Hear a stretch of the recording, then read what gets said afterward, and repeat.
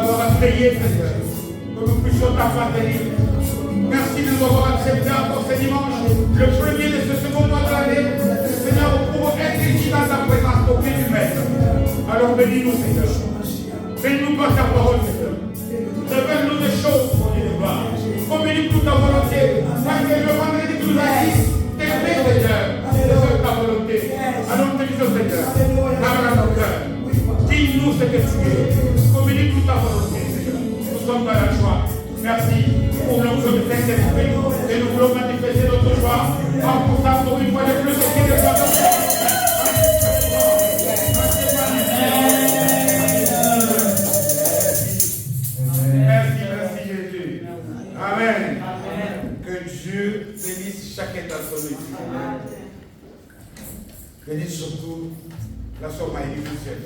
Amen. Qu'il le fasse du bien. C'est bien d'être dans sa présence. Il y a 4 jours, nous sommes le 4e jour aujourd'hui du mois de février. Et Dieu nous a fait déjà grâce, non seulement de traverser, quitter 2023 et entrer en 2024. Mais il est tellement bon qu'il nous a donné à passer un agréable mois de janvier. Amen. Et aussi, nous voulons vraiment lui dire de tout notre cœur, merci. Parce que si tu es en vie, si tu peux même bouger, parler, c'est par sa grâce. Amen. Alors nous avons, au mois de janvier, Dieu nous a parlé sur le fait que lui est prêt. Et il nous a montré comment est-ce que nous pouvons, tout au long de cette année, accomplir des exploits avec lui. Faire des choses qui dépassent l'entendement. Relever les défis qu'un humain naturel ne peut pas relever. Faire des choses extraordinaires. Quitter l'ordinaire pour l'extra.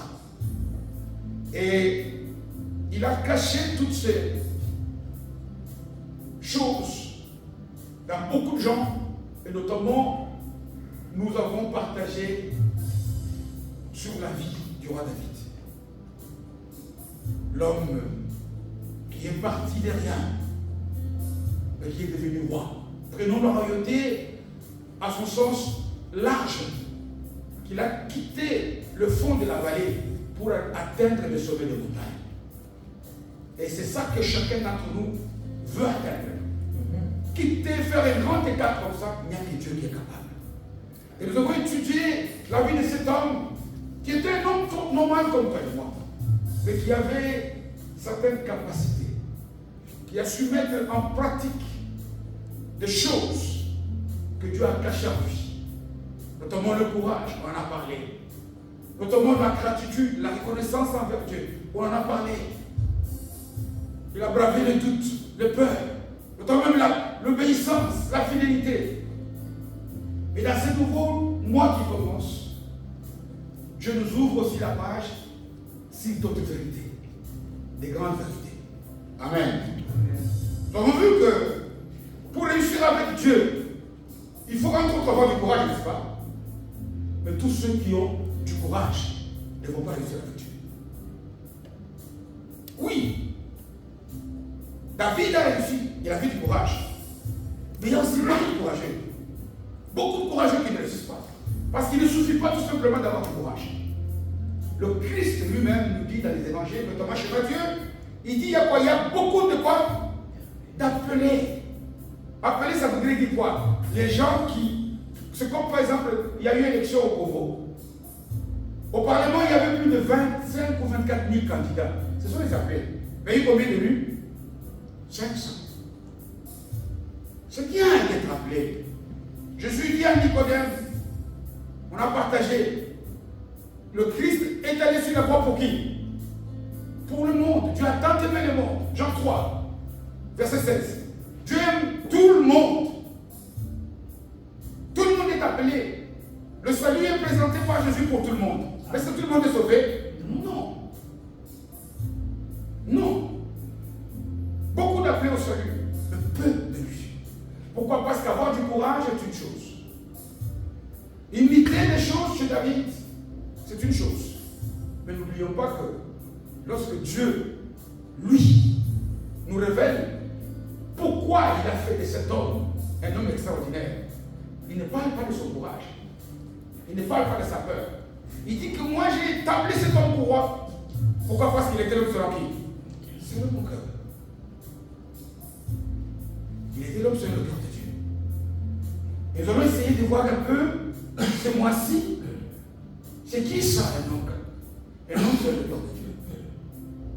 On va étudier avec d'autres personnages. Pourquoi Dieu étudie à cet homme? Parce que cet homme avait des particularités. Aujourd'hui, on va voir la première. Et ce sont les messages qui vont orienter tout le mois de février.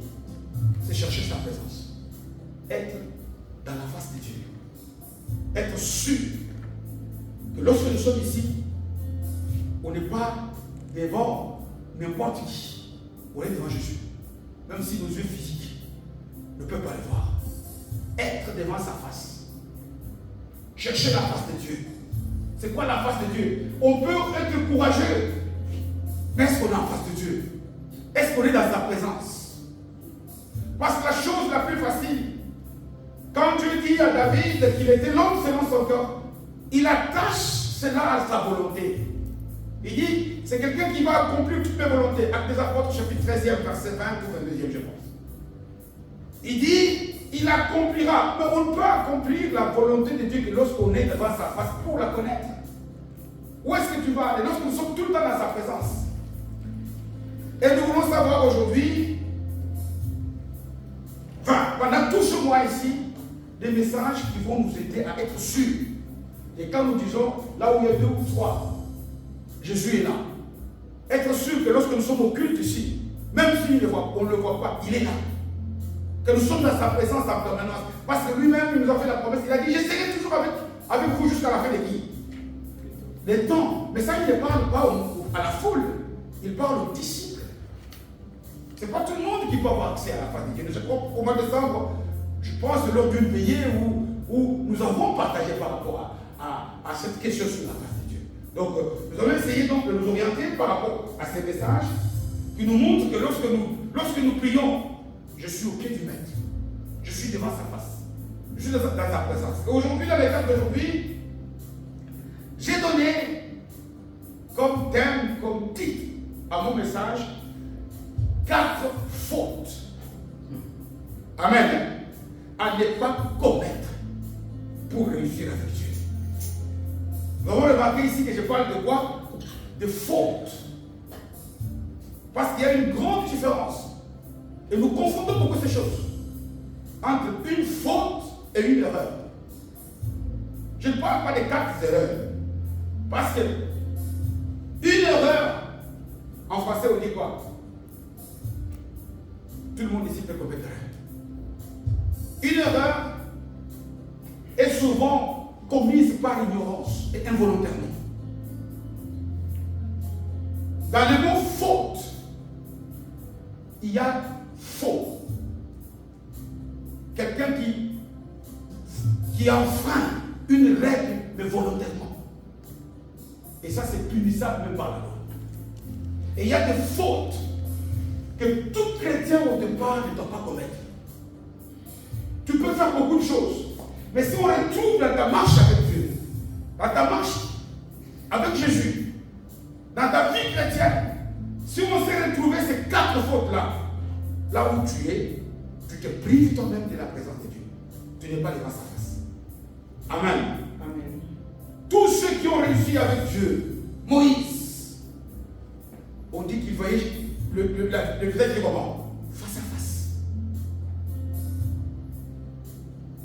David lui-même et beaucoup d'autres héros.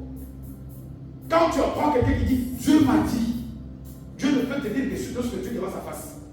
Et il y a 4 fautes qui nous privent de cette face. Il y a 4 fautes que lorsque tu commets ces fautes-là, c'est comme si toi tu te mettais à l'écart. Parce que Dieu ne quitte pas sa place. On dit que Dieu est assis sur quoi? Son trône. Dieu ne bouge pas. Quand toi tu te prives de la présence de Dieu, ce n'est pas Dieu qui a quitté. C'est toi qui t'es déplacé. Le soleil, j'ai déjà donné cet exemple. Il est là où il est. Le soleil ne bouge pas. Il est fixe. Il y a même un savant qui a été tué, condamné. Je n'ai pas cité qui l'avait fait. Parce qu'il a dit non, vous me tuez pour rien, ce que j'ai dit est vrai. Parce que lui a dit que ce n'est pas le soleil qui tourne autour de la terre, c'est l'inverse. Mais pourquoi maintenant on ne voit pas le soleil? Lui est fixe. C'est parce que d'où nous sommes privés de sa présence. Il y a des positions spirituelles que nous occupons. Il y a des choses que nous faisons qui nous privent de recevoir les rayons de l'onction de Dieu sur nos vies. Et ce sont ces rayons-là qui nous éclairent. Amen. Amen. Nous allons donc lire un texte dans les évangiles. Nous disons, j'aime bien les lire dans l'évangile selon Saint Marc, le deuxième évangile. Parce que le même texte, on le retrouve aussi chez Matthieu, on le trouve aussi chez Luc. Mais j'aime bien. Pourquoi? Parce que Marc, lui, quand il parle, il y a des détails importants. Marcus, hein? C'est Marcus, non? Lui aussi en allemand. Hein? Yeah. Voilà. Marc, au 10e chapitre. Marc, le chapitre 10e, on va lire à partir du verset 17e. Ceux qui ont des Bibles avec des sous-titres, ils se rendront compte qu'ils nous montrent que Matthieu parle de la même chose aussi à son chapitre 19e, et puis Luc dans son chapitre 18e. Il est écrit, c'est la parole de Dieu que je suis en train de lire aujourd'hui. 17e verset, Marc 10. Comme Jésus se mettait en chemin, un homme fit quoi? Accourut. Il s'est précipité. Et on ne dit même pas qu'il s'est mis à genoux. C'est ça que j'aime bien chez Marc. C'est jetant à genoux devant lui. Il dit, bon maître, lui demanda-t-il à Jésus, que dois-je faire pour hériter de la vie éternelle? Jésus lui dit, pourquoi m'appelles-tu bon? Il n'y a de bon que Dieu seul. Tu connais les commandements. Tu ne commettras point d'adultère. Tu ne tueras point. Tu ne déroberas point. Tu ne diras point de faux témoignages. Tu ne feras tort à personne. Honore ton père et ta mère. Il lui répondit, maître, j'ai observé toutes ces choses dès ma jeunesse. Donc ce n'est pas d'aujourd'hui. Et Jésus ne lui dit pas non, parce qu'il enchaîne. Jésus l'ayant regardé, les mains. Et il est question aussi de l'amour encore. Voilà pourquoi j'ai béni beaucoup le Seigneur, parce que nous avons partagé déjà sur l'amour le vendredi nu. Et lui dit, il te manque une chose. Va, vends tout ce que tu as, donne-le aux pauvres, et tu auras un trésor dans le ciel. Puis viens, c'est sur moi. Mais affligé, regarde, il ne dit même pas triste. Matthieu est lui qui dit triste. Non. Affligé. Parce qu'affligé, c'est triste au pluriel.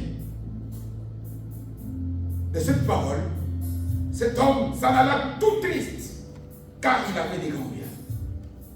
Jésus regarda autour de lui, dit à ses disciples qu'il sera difficile à ceux qui ont des richesses d'entrer dans le royaume des cieux.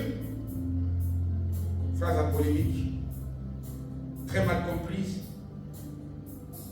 et surtout utilisée pour manipuler les gens. Les disciples furent étonnés de ce que Jésus parlait ici.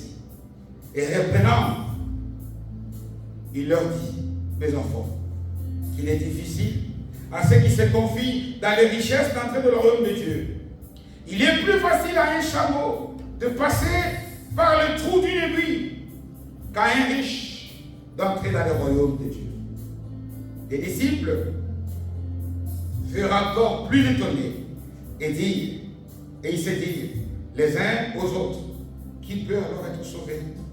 Jésus les regarda et dit, cela est impossible aux hommes, mais non à Dieu. Car tout est possible à qui? À Dieu et parole du Seigneur. Amen.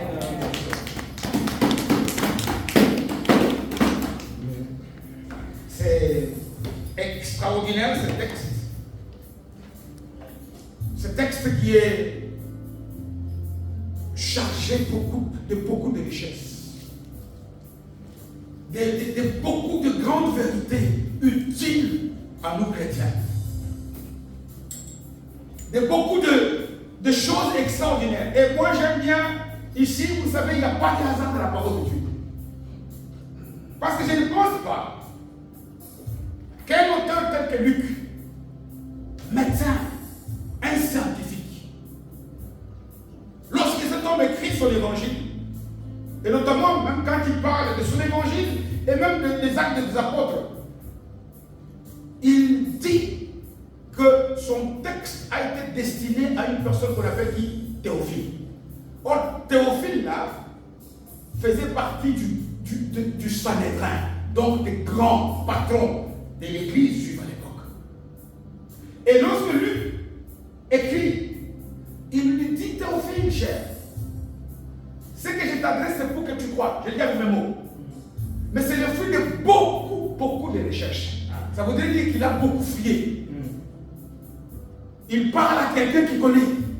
Et il a fait des recherches et des surprises des scientifiques. Mais il ne cite pas les noms de cet homme. Que ce soit Matthieu, il parle aussi des noms. Pourquoi? Parce que l'image de cet homme, c'est toi, c'est moi, c'est nous sommes, c'est nous tous aussi. Ce texte ici, ce que nous allons voir aujourd'hui, que chacun place son nom. Parce que ça s'adresse à quiconque croit qu'il est enfant de Dieu, qu'il est le nouveau. Amen. Amen. Cet homme,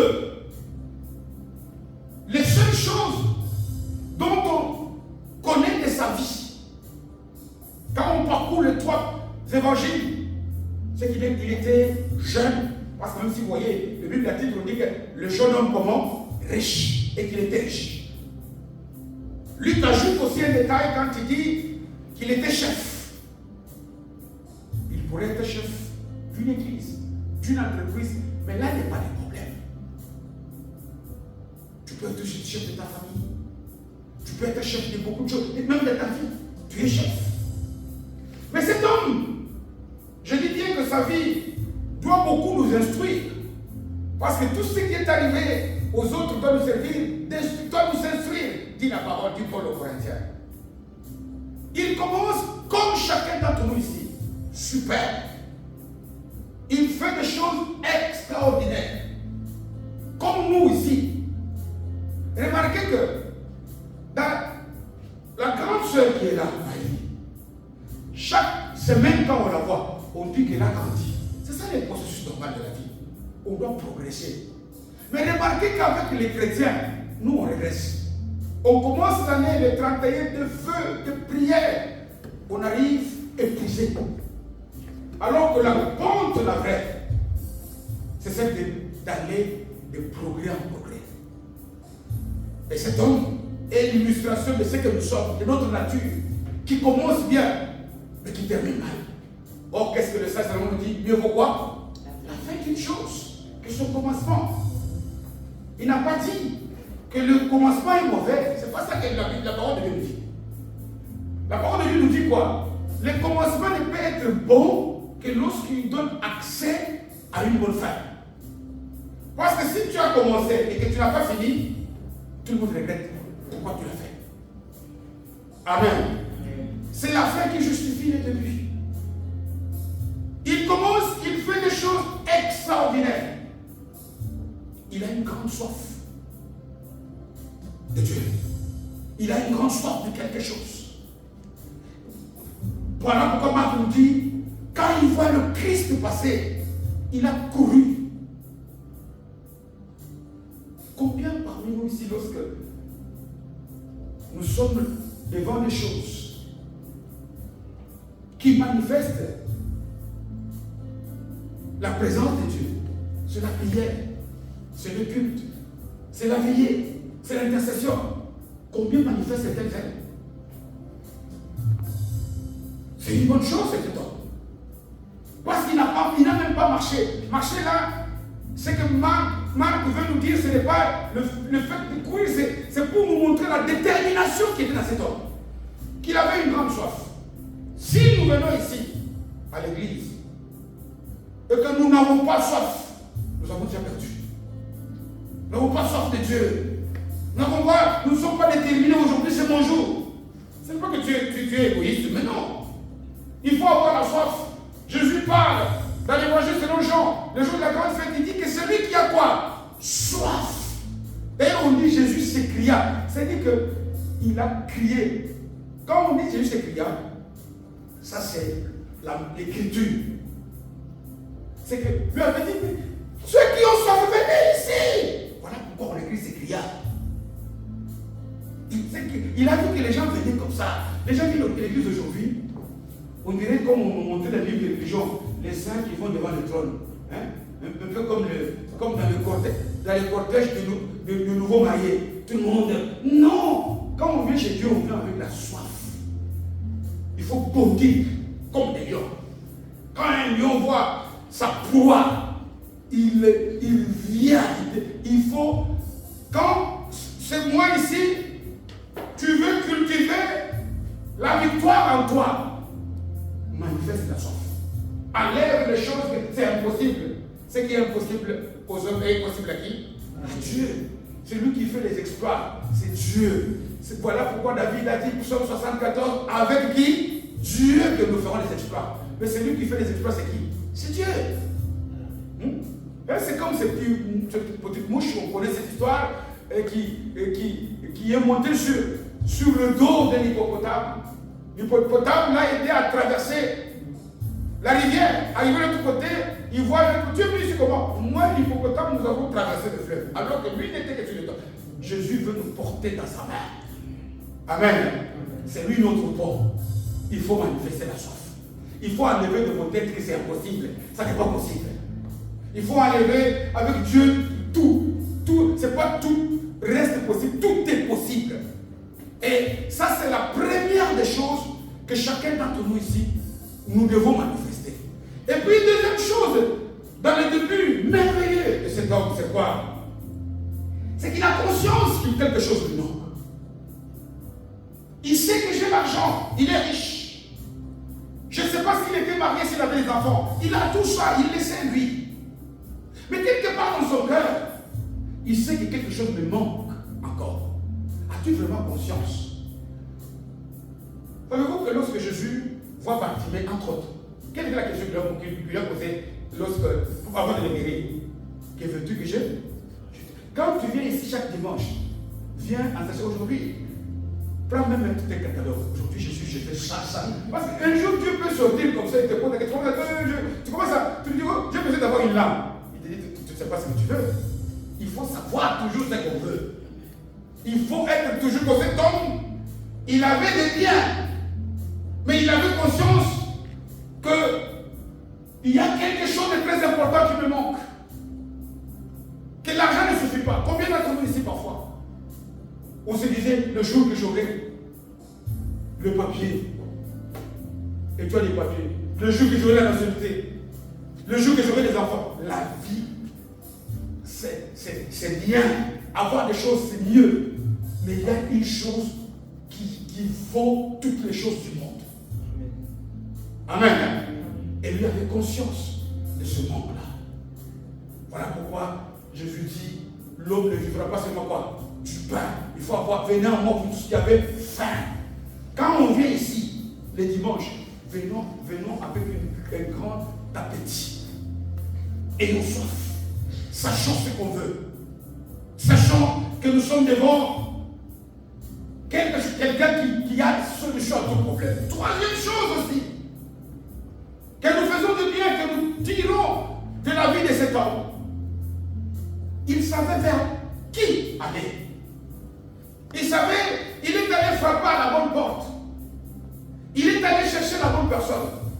Combien de fois, la plupart d'entre nous ici, bien aimés, nous regrettons, ah, si je savais, je ne veux pas parler.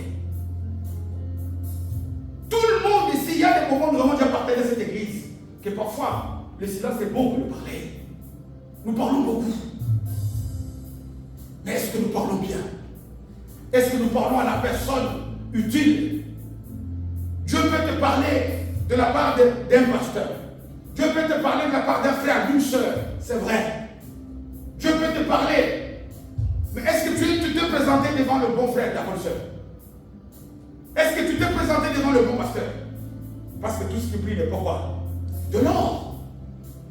Cet homme, lui, avait cette grâce.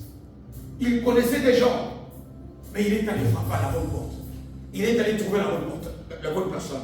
Et la toute dernière, parce qu'il a fait 4 choses superbes, il en a fait 4 moches, des fautes.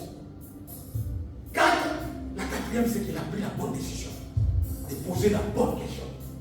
Il dit, bon maître,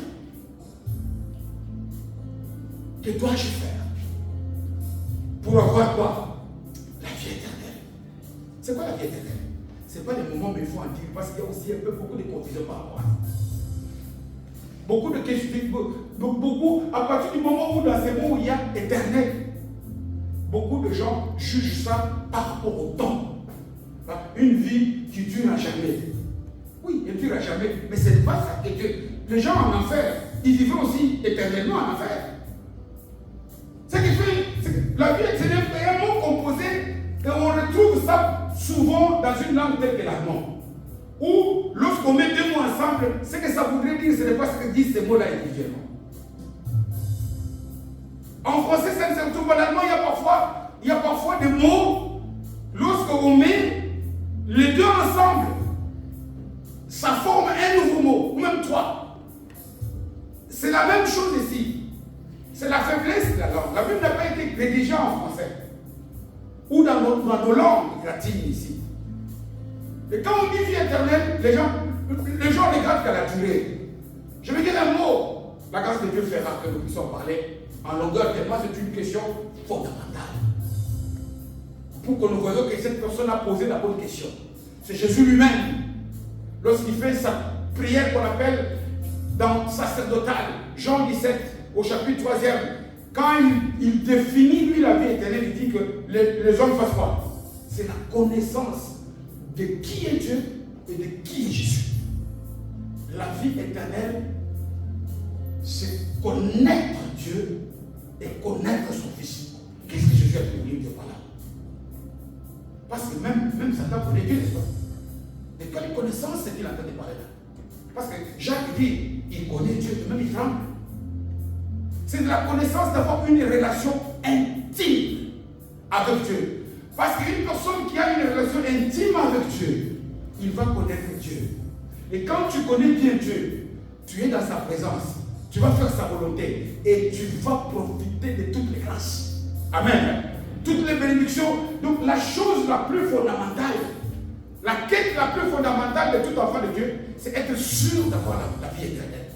Parce que dans la vie éternelle, il y a le salut qui t'amènera plus tard au ciel. Mais dans la vie éternelle, il y a aussi la vie jouée. Pourquoi? Parce que lorsqu'il parle de cette vie devant, comment on appelle, Nicodème, il dit Dieu a tant aimé le monde pour que quiconque croit en lui, il ne périsse pas. C'est-à-dire qu'il n'aille pas en enfer.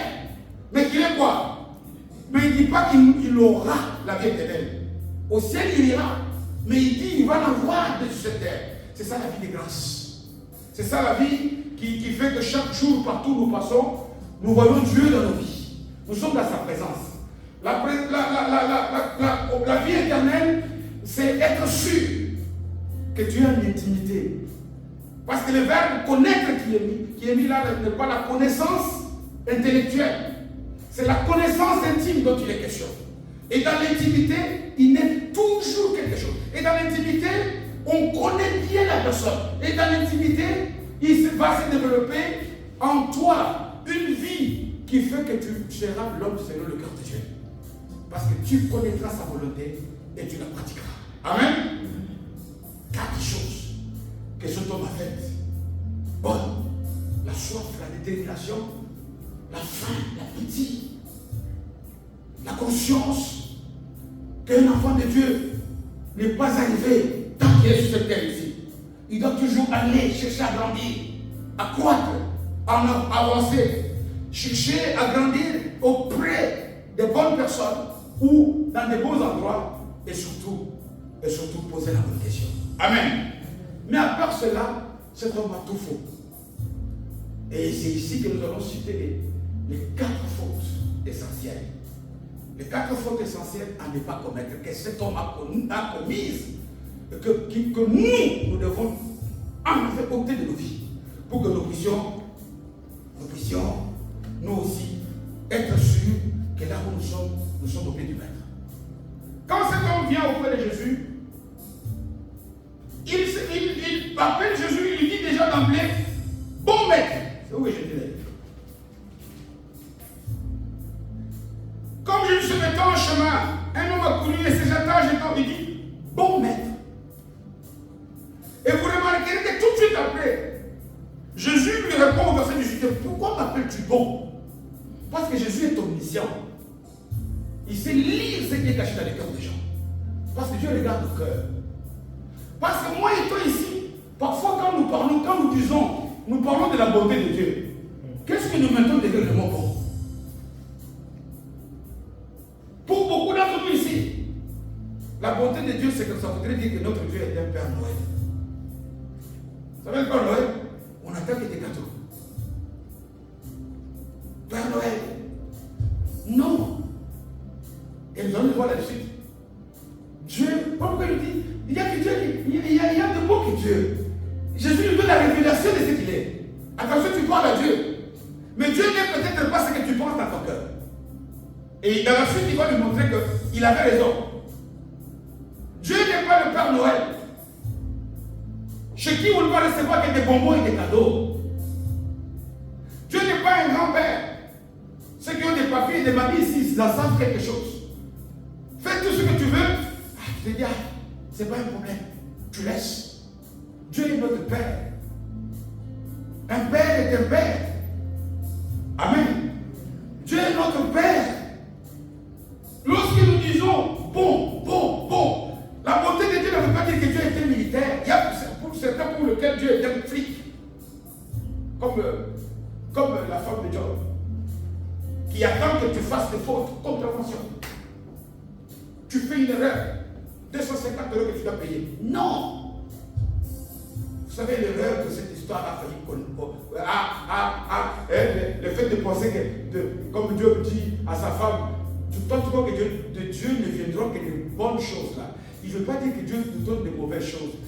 Ça c'est par rapport à notre volonté, notre corps, notre nature humaine. Il y a parfois des choses qui peuvent nous conduire vers le bien. Le chemin que Dieu propose pour nous peut parfois causer du tort au corps, mais ce n'est pas du mal. J'ai dit que lorsqu'un chirurgien t'opère pour te sortir une maladie, ça fait mal au corps, mais c'est pour ton bien. Ce n'est pas un mal en réalité, mais c'est un mal pour un bien. Mais le mal là, ce n'est pas que Dieu fait mal. Dieu passe par le chemin qui peut faire le mal à la chair, mais ce chemin-là, c'est celui qui va donner le salut. Amen. Et c'est ça que nous devons savoir. Voilà pourquoi on dit que Dieu fait tout concourir au bien de ceux qui croient, ceux qui l'aiment. Reste toujours attaché à Dieu. Même si tu es en train de traverser la vallée de l'ombre de quoi? De la mort. Il est là. Ne bouge pas de ta place. Ne bouge pas de ta place. Première erreur que nous commettons beaucoup, c'est celle-là. De ne pas bien comprendre ce que c'est que la bonté de Dieu. À tel point que lorsque nous sommes en train de passer à la table du chirurgien, que Dieu peut être à un moment donné, parfois on quitte la place. On quitte la place de Dieu. On condamne. On se dit Dieu n'est pas bon. Et je suis avec Dieu. Dieu est toujours avec toi. Amen. Et tout ce que je veux toujours révéler encore, on m'avait raconté l'anecdote, vous allez avoir de quoi avec moi. Quand j'avais parlé de l'histoire de la citation de la sèche des filles, il y en a deux qui m'ont critiqué. Je n'avais pas menti. Il y en a même un, qui lui a dit, moi, si la sèche des filles ose dire que ce n'est pas vrai, c'est moi qui veux faire toutes ces caméras ici. Non, quand Dieu dit, fais de Dieu tes délices, il te donnera tout ce que ton cœur désire là. Il veut tout simplement dire, quand il te donne là, parfois certains biens, parfois même le médicament, quand on opère là, il y a des médicaments qui ont un goût. Pour les prendre, tu vas le nez, mais tu dois les prendre. Amen. Tu dois les prendre parce que c'est par là. C'est ça le chemin parfois quand Paul a emprunté, Joseph a emprunté, parfois David. Et il y a des parfois, mais Dieu sait. Le problème c'est qu'il ne t'abandonne pas. Il sait que là où il y a des mers rouges devant, lui saura comment t'aider à traverser cette mer. Il sait que là où il y a des choses que toi tu ne peux pas franchir, il est avec toi. Tout ce que tu peux faire lorsque tu es devant une incompréhension, dans ta prière, Dieu, dans moi, je ne peux que dépendre de toi. Il va te créer un chemin pour toi, même dans le désert. Amen. Amen. Donc, la première erreur, comme je l'ai dit, que nous commettons, c'est de bien comprendre cette vertu-là de la bonté de Dieu. Qui n'est pas seulement que des cadeaux pour nous faire plaisir. Jésus nous a dit, lorsque vous priez, demandez que ta volonté, c'est la volonté de Dieu. Mais dans nos prières, dans nos vies, nous voulons que Dieu fasse notre volonté. Même quand il dit fais de Dieu tes délices là, il te donne ce que ton cœur délise. Maintenant, Jean ajoute, pourvu que ce que tu lui demandes aille dans les sens de sa volonté. Toi, tu peux jeûner pendant 60 jours. Dieu, aide-moi à aller empoisonner ma marque d'espérance. Ça, c'est pas la volonté de Dieu. Tu peux faire un jeûne de 10 ans. Tu vas mourir de faim. Mais encore faut-il que ce que tu lui demandes là aille dans l'essence de l'amour de Dieu envers Dieu ou l'amour envers le prochain. Deuxième chose, quelle grande confusion cet homme commet, que nous aussi nous commettons d'ailleurs très souvent. Qu'est-ce qu'il demande à Jésus? Il lui dit, bon maître, que dois-je faire pour hériter de la vie éternelle? Est-ce qu'un héritage, pour avoir un héritage, il faut faire des choses? un héritage. Un héritage, pour être héritier il faut faire partie d'une famille. Qu'est-ce que je veux dire par là? Et je bénis Dieu par rapport à la béatitude que tu as placée aujourd'hui dans notre groupe WhatsApp. Je ne sais pas si beaucoup l'ont vu. J'ai vu, le papa Daniel a déjà réagi. Moi aussi j'ai réagi. Écoutez ce que cette béatitude dit. Matthieu 5e chapitre, 14e. Il dit quoi? Il nous dit, vous êtes la lumière du monde. Vous êtes une ville bâtie sur la montagne. Vous êtes le sel de la terre. C'est ce qu'il dit, n'est-ce pas? Plus ou moins comme ça. Ce que Dieu regarde chez nous, ce n'est pas ce que nous faisons. C'est ce que nous sommes. Regardez chez Dieu. Tu peux faire des tas de choses. Oui, c'est vrai que lorsque nous sommes bien, nous ferons aussi bien. Mais ce que Dieu regarde d'abord, je pense, le papa Roger ici avait déjà, c'était lors d'une veillée, quand il avait parlé de l'offrande de Caïn Abel. Parce que Dieu regarde, nous devons travailler ce que nous sommes. Et ce que nous sommes nous poussera certainement à faire des choses. Mais la plupart d'entre nous ici, nous mettons d'abord en priorité ce que nous faisons. Les actions, les œuvres. Le salut n'est jamais donné par œuvre. Et par ce que nous faisons. Le salut, selon Ephésiens 2:8, un verset connu aussi, nous sommes sauvés par grâce au moyen de la foi. Et la foi d'ailleurs, il dit, c'est un don qui nous vient de Dieu. Il n'y a rien qu'un homme puisse faire pour influencer Dieu. Même de bonnes prières. Parfois nous croyons que j'ai tellement bien prié que Dieu va être influencé. Non. Dieu regarde quand cette prière-là est bonne dans ton cœur. Amen. Donc le problème, ce n'est pas de prier. Il parle. Un héritier est quelqu'un qui doit être descendant d'une famille. Dieu regarde beaucoup à l'être. Quand nous parlons même de David ici, il était l'homme sur le corps de Dieu. Paul était apôtre de Jésus-Christ. Qu'est-ce que tu es? Quand Dieu regarde, Dieu ne regardera pas d'abord à ton offrande. Nos prières, nos prédications, nos chansons, ce sont des choses qu'on donne, comme avait donné Caïn à Abel. Mais Dieu va regarder d'abord à ce que nous sommes. Est-ce que tu es le sel de la terre? Est-ce que tu es la lumière du monde? Est-ce que tu es l'ambassadeur du ciel sur terre? Notre être. Ça, c'est la grande confusion que nous commettons. Et cette confusion nous pousse aussi à beaucoup d'erreurs. Le fait que je prêche, c'est une action, une œuvre que je fais, que je chante, je donne la dîme, je viens tous les temps. Et c'est ça la troisième erreur que cet homme commet. Le fait comment dirais-je, de commettre l'erreur sur ce qu'il était lui-même. Jésus lui pose la question. Lui pose la question, je dois avoir. Que dois-je faire pour avoir la vie éternelle? Un, travaille sur ta nature, sur ton être. Mais deux, Jésus lui dit, tu connais les commandements. Amen. Et il les cite lui-même. Il cite, honore tes parents. Ne connais pas la culture, ne vole pas cet instant. Et quelle est la réponse de cet homme? On aime parler trop vite. Je fais tout, au lieu de cette terre-là, depuis mon enfance. Faisons attention. Et celui qui croit pour tout connaître, celui qui est debout, fasse attention de ne pas tomber. Tant qu'on est sur cette terre, on ne saura jamais tout. On ne pourra. Beaucoup d'entre nous ici, étant, il y a eu la grâce parfois de me dire devant les gens pour parler. Les gens t'appellent, les gens te respectent. Parfois je pense que je suis déjà arrivé. Beaucoup d'entre nous ici passent tous les dimanches à l'église. Parce qu'ils prient, ils donnent des offrandes. Ils sont déjà arrivés. Mais ils n'ont pas compris ici que Jésus lui donne à lui, comme à nous tous, les grands enseignements. Parce que lorsque Jésus, il est question de ce dit combat. Parce que nous avons lu combien il a cité ici. Il en a cité plus ou moins combien? 7. Hein? Combien? 5 que je ne sais pas. Même 5. Je n'ai pas compté moi aussi.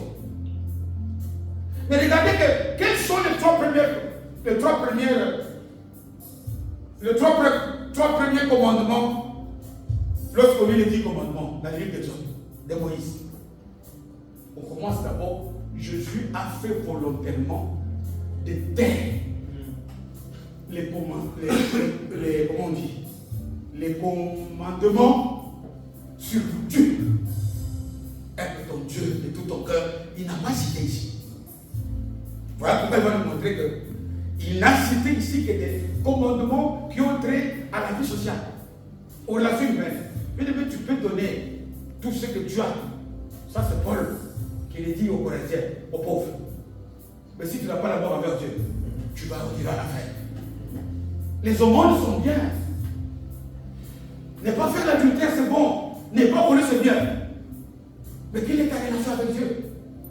Ça, c'est ce qui va venir après. Quand il lui dit, oui, d'accord, il lui dit, tu connais les commandements.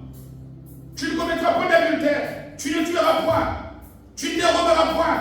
Tu ne diras point les faux témoignages. Tu ne feras tort à personne. Au nom de ton Père, il y a la 7. Et il en reste 3. On peut lire dans les autres si on a le temps. C'est les 3 qui concernent Dieu. Aimer les hommes, c'est bien. C'est même très bien. Mais on dit que quelqu'un comme Corneille, le livre des Actes, chapitre 9e, je crois, 10e, il aimait beaucoup, il faisait beaucoup d'aumônes. Mais quand Dieu a vu ça, il a suscité Pierre pour qu'il puisse connaître Jésus. Venir à l'église, c'est bien, mais tout le monde qui vient à l'église n'est pas sauvé. Amen. Amen. Faire des choses socialement bonnes, prier, c'est bien. Mais tout le monde qui prie n'est pas nécessairement sauvé. Parce que le plus grand des commandements, c'est par rapport à l'amour que tu as envers Dieu.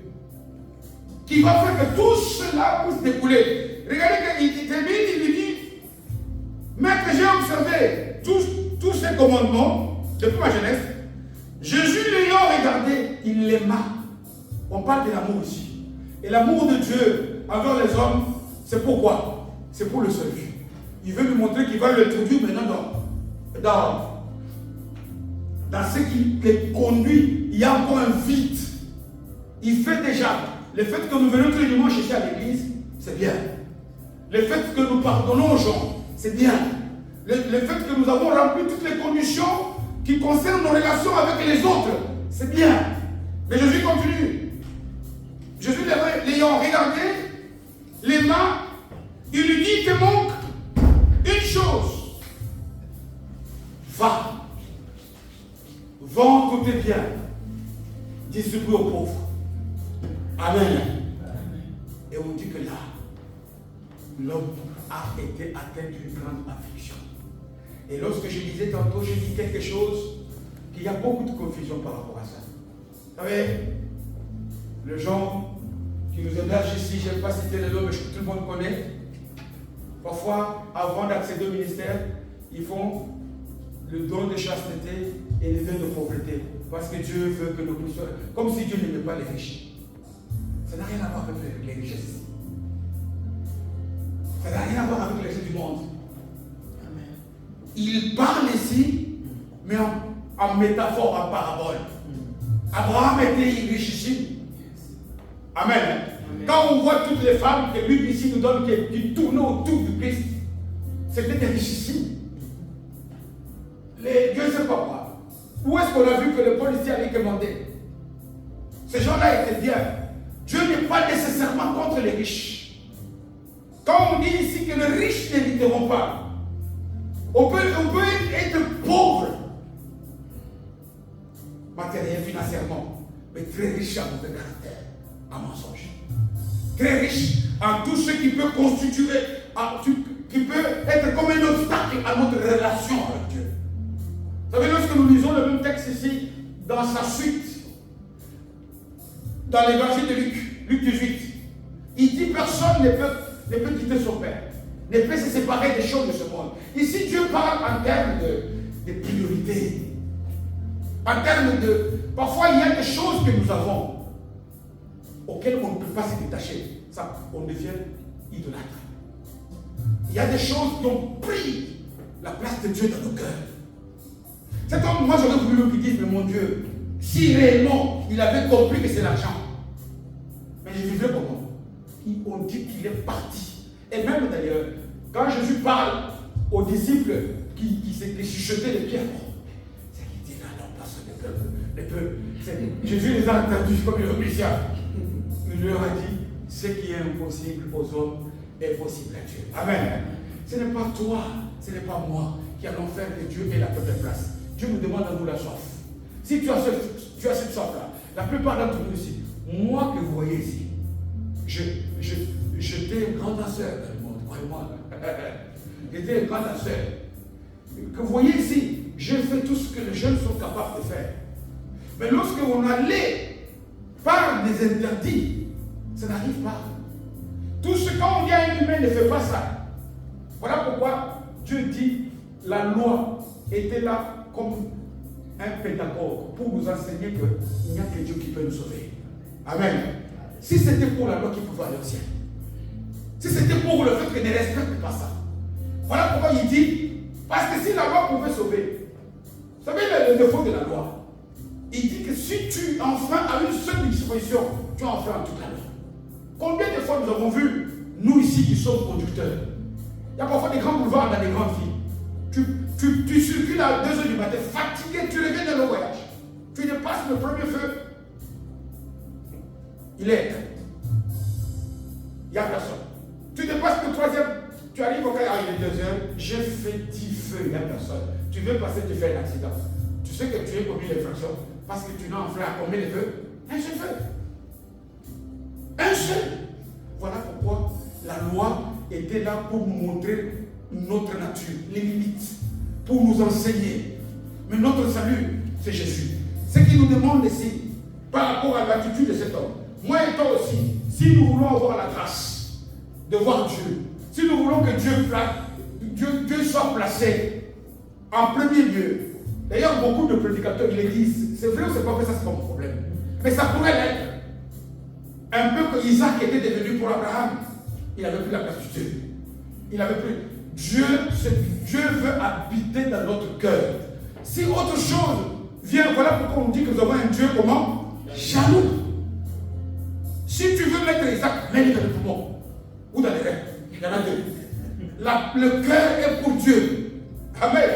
Le cœur c'est pour Dieu. Il est jaloux par rapport à ça. Il veut occuper cette place. Si Dieu commence à voir, c'est que Dieu, cet homme était riche. C'est que lui a détecté chez cet homme. C'était le fait que, c'est là que je t'ai mis le message aujourd'hui. C'était le fait qu'il avait des grands biens. Et dans son cœur, ces biens avaient tellement pris de place qu'il aurait des difficultés à s'en séparer.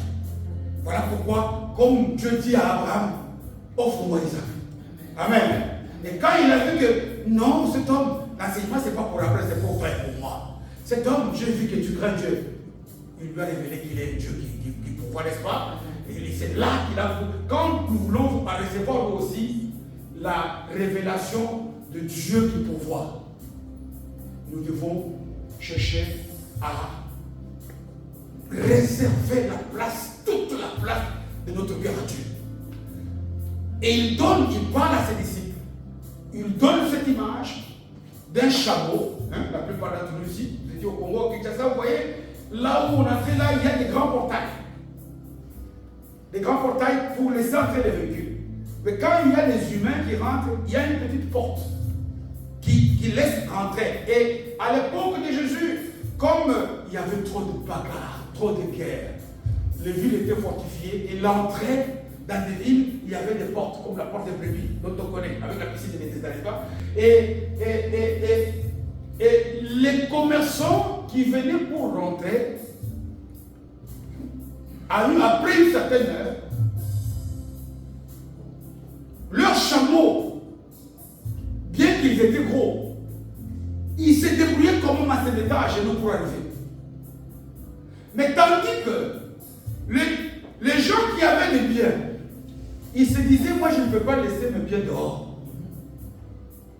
Ils prenaient le risque d'être tués dehors, tellement il avait peur que si lui rentre pour dormir, le matin il va perdre ses biens. Amen. Je dis ceci, ça n'est ni pas ta force, ni pas ta puissance. C'est que tu crois que c'est impossible là, il n'y a pas que toi. J'aime que nous puissions lever des impossibilités dans nos têtes. J'aime que nous puissions comprendre qu'avec Dieu, nous ferons des exploits. J'aime que nous puissions laisser Dieu prendre la place. Cet homme avait fait beaucoup de choses. Socialement, il était le meilleur. Mais il a échoué au plus grand des tests.